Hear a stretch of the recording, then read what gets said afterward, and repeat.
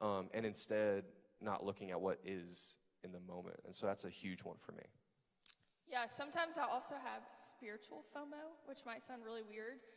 Oh, wait, that's my next one, isn't it? It is.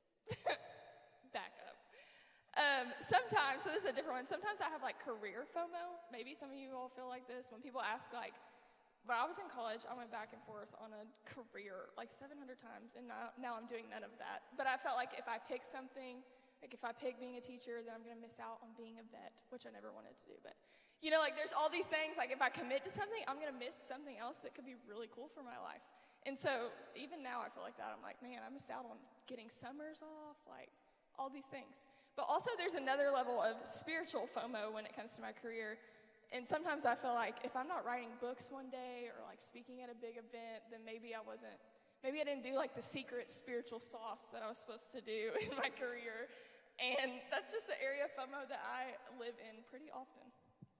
Yeah, an area of FOMO I grew up in, just like experiencing it a ton, was in the balance of church and sports. So I keep turning slowly. I'm just going to turn back right here.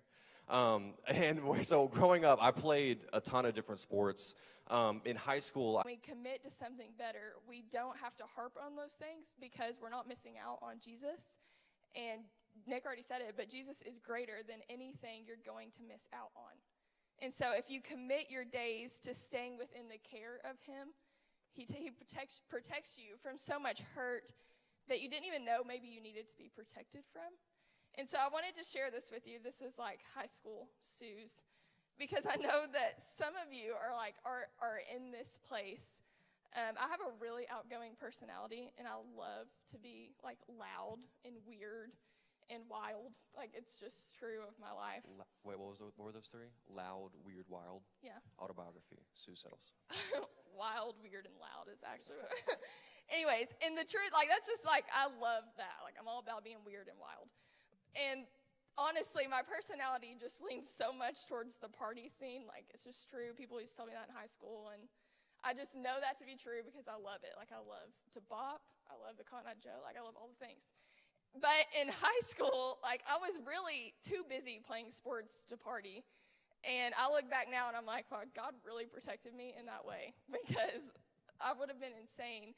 And then I was supposed to play soccer in college at this massive party school, but the coach had he was my club soccer coach, and so he was also the coach of this team.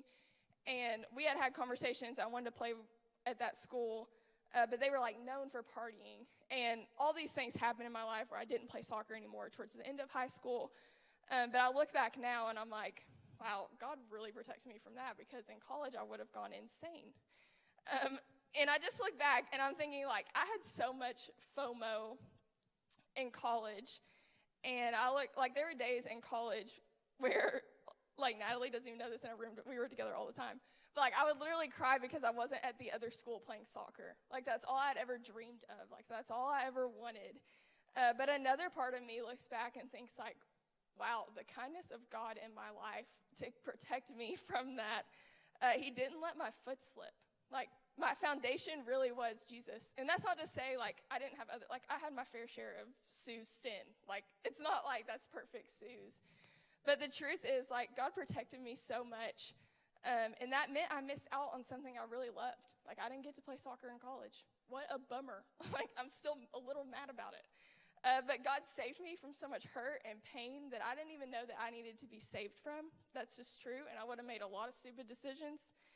And so I'm just sure I have FOMO about it. And even today, to some degree, I do have FOMO about it.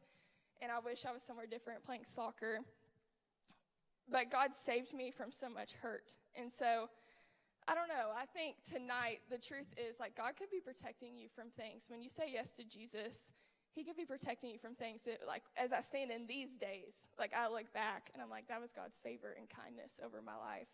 And I didn't even know it because at the time I was so bitter. And I was why can't I play soccer? I'd rather be there. But God saved me so much from that. And the truth is, if I would have been a partier in high school, I would have went to the party college, and I wouldn't have went to Johnson, and I wouldn't have married Nick, and I wouldn't work here, that's for sure, and I wouldn't live here, And like, I wouldn't be talking about Jesus to you probably. And I just look back and I'm like, wow, God did something in my life through my FOMO that I couldn't even like name or call on.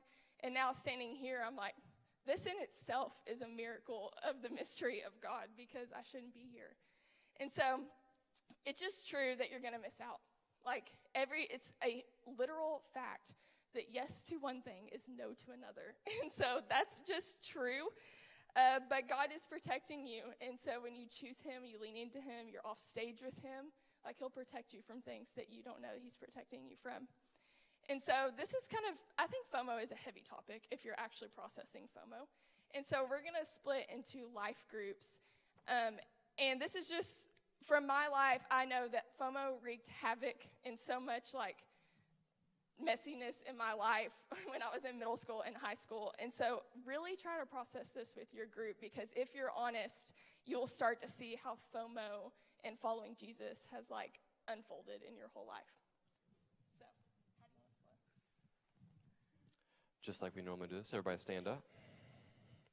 And I want us to split up in silence. I know your parents are probably out there, but make sure you head all the way back. So middle school guys, middle school leaders, raise your hand and head out.